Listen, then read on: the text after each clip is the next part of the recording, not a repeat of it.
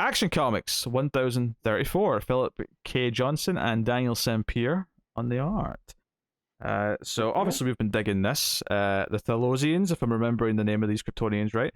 Yep. And they're we had the cliffhanger last time of these aliens from the Mongol sent from Warworld. And so slight correction. It's not Sampier on this issue. Oh, is it not? It's Christian Juice. No. Oh, my apologies. That's okay. Yep. It must have been Sampier. It was before. Yeah. Okay. Yeah. So Lois is standing off against these aliens, and her and Thala. Yeah. They're sort of facing off. They're doing okay.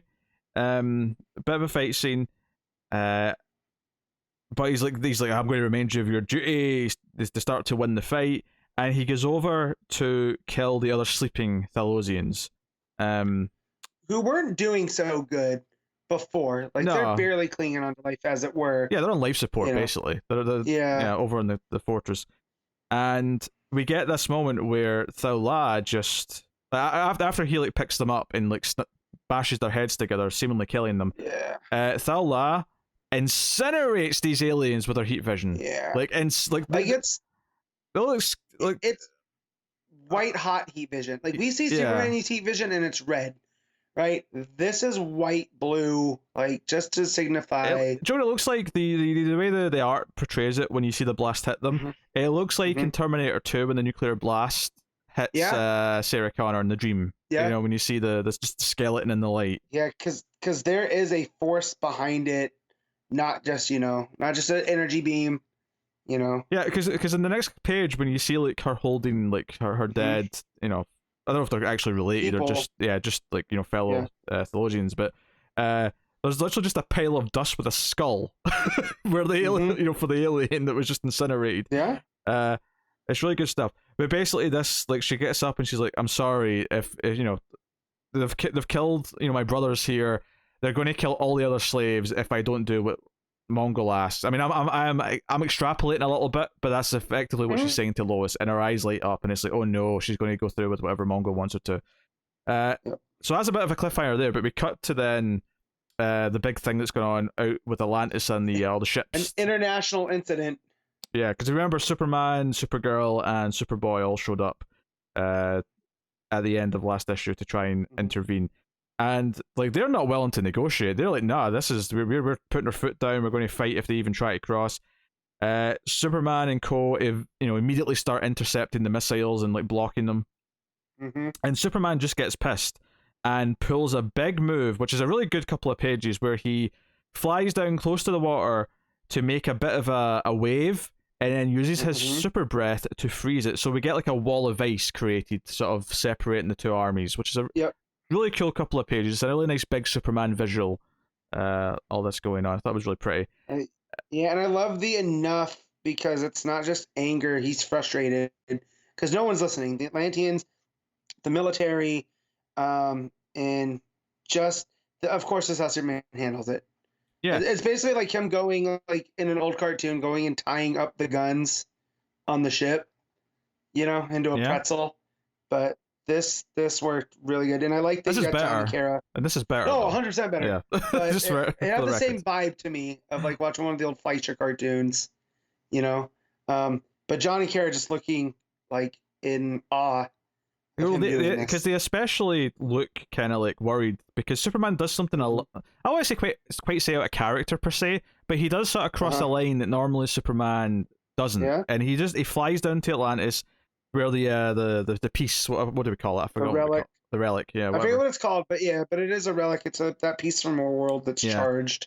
And Aquaman's like, I can't stop you if you're going to take this, Superman, but if you do this, things are going to change between us. And Superman just takes it and flies off because he's like all this is happening because you're fighting over this, so I'm just taking it away. Clearly this is causing too much trouble, and he flies off. And Kara and John are like, maybe you shouldn't have done that. Maybe that was a bold move. That was a mistake. It's done now. Well, you shouldn't have done it. What should have we done then? I don't know, but not that. I love the voice of Kara here. Yeah, I love that he's being pushed here. I love that there's kind of like the idea that Mongol's already like causing problems in his head. Yep. He's already getting in there and like messing with him a little bit. And of course, this is where they stop talking about this immediately, because then John's like, "Hey, there's no sound coming from the fortress. Something's weird here." And obviously, the close-up panel in Superman's eyes as he gets worried, and all three of them speed off with the water under them. Credit to the art here. I thought the art, I think, because Deuce, I'm normally okay with Deuce, but knowing that this isn't actually Sampere, this does actually look a bit more Sampere-esque to me. This art. It does. It felt off. So when I was reading it, I didn't realize it was Deuce, even though he's listed on the cover. And I was like, Sampere, it's a little bit off, but it's still, maybe it was just rushed. So I go to the title page. I go, oh no, it's Christian Deuce. But it is. It's almost as if he softened the lines a little bit more to kind of match that Sampere. He's not doing the stupid Deuce head that that I don't like. So credit there for not being obviously Deuce. So they get back to the fortress and see the dead Telosians, the dust, the dust of the aliens that were. And yell out for Lois, as of course you do. And that's when they find Thal-La, who blasts Superman. And we just have a cliffhanger as her and John are speeding towards each other. And again, she's sympathetic because she says "forgive me" as she's charging into fight. She clearly doesn't want to do this. She's not doing this because she wants to hurt anyone. She's doing this because she believes all her family, her loved ones are all going to be killed if she doesn't. So honestly, it's a really quick read, this issue, because it basically boils down to two halves. It's the first half with the fight and like the incineration of the aliens, sort of capping that off, and then it's the Atlantis stuff with the big standoff and the wall of ice, and then obviously going into her ending. So it's a really quick read, but I'm enjoying it. This build to Warworld is it's this character of Thal-La, like putting her into this position, and especially because there's a line of dialogue from the alien dude which really stuck out to me. He was like, he mentions that you were chosen to be punished effectively for taking Superman's symbol. So that symbol, because we questioned why does she have the House of El symbol on her, and it kind of sounds like it maybe was like worn as a mark of hope originally, and Mongols intentionally try to stamp that out of her because you took it's that, making an example out of her. Just he's so sinister that I didn't talk about the last issue because I wasn't here for that, but the scene there with the three Mongols basically, and it feels like it's out of a different book, but it's still so effective that just like what is going on with Mongol, like what's his overall plan for Superman.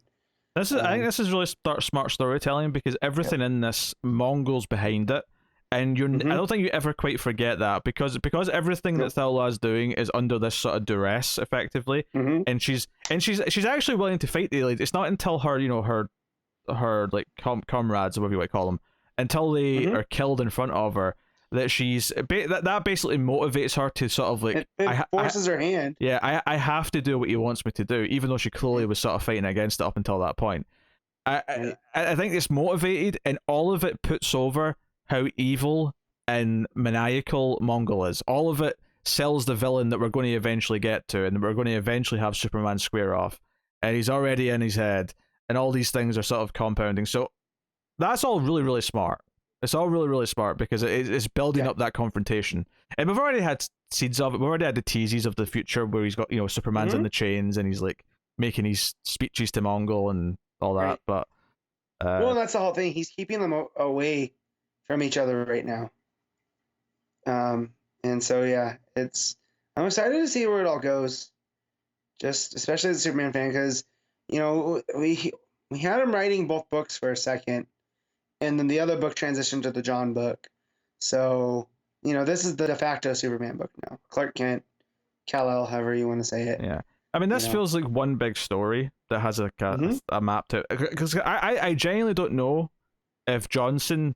Like, not that I think it's going to be a short run per se, but I don't know if Johnson has much planned beyond Warworld, because I think Warworld is going to be a big long saga, and then that might be the whole run. Like, once Warworld's story's done, that may be him done, which would be fine. Like, that's not a complaint, but that's how big this feels. It feels like a saga of one big story. Well, and then he also has that piece with the Arthurian part of it in the future, too, of what Superman means down the line with the legacy and whatnot.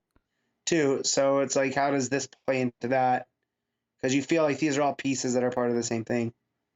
Oh, for So, sure. Yeah, it's because some runs from writers feel like each arc's like a new season of a TV show where they'll go into Mhm. new ideas, but then maybe they'll bring things back later on and like stuff. Whereas this does feel like more like a one big epic, yeah, potentially. So, yeah, no, I'm fascinated to see, where it goes. And obviously, there's more teases in other books of Superman leaving for a while, so that we're building up to that. We're not just like yeah, having it suddenly happen, which is nice. right. That sets us up for. So no, it's good. Yeah, solid issue. What are Mhm. you rating Action Uh, Comics? I'm gonna give this one an 8. That's mainly from the Deuce art. There's some pieces of the art that don't, like, the perspective gets a little bit skewed, Mm-hmm. and some of the faces are a little bit wonky. The one that stands out the most is the last panel at the end with Vala holding Lois. It Mm-hmm. just feels like someone used the compress tool. Not compress, but like the stretch. Like, it just feels a little bit off. I think And there's a couple pages like that. Thal La looks alright. I think just Lois looks Hmm. a bit weird and skewed. Yeah. Yeah.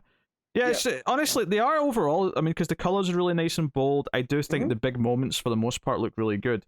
It Yeah. really and the inks are really solid as well. I think it is just a case of just a bit misshapen at times. It really all it boils down to, I think. Because all that stuff with the water and the wall of ice and most of the fight at the start does look pretty good. Like the big moment where Thal Lal uses her heat vision is really well done. So um I'll go with a 8.5. There you go. I'll go 8.5.